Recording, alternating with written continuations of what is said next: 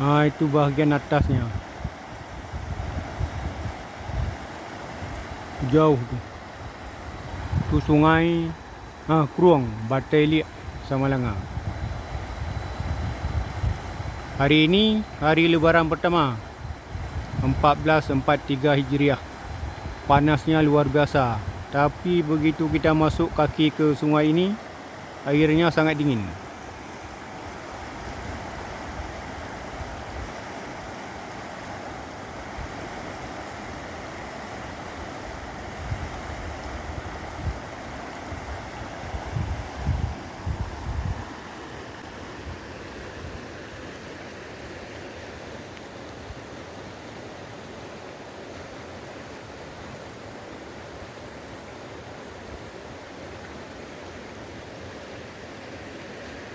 Ini perkebunan penduduk.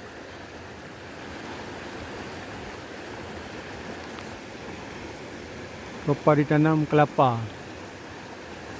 Itu kelapa. Bukan kelapa sawit.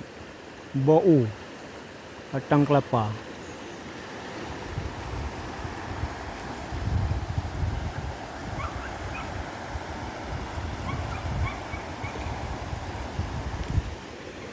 Tu ada asu tu.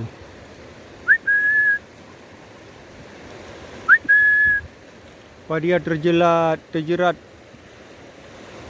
perangkap babi hutan.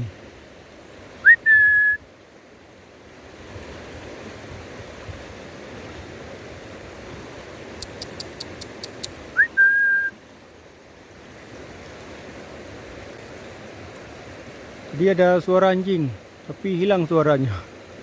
Macam terjerat jaring babi hutan. Tu ada lagi.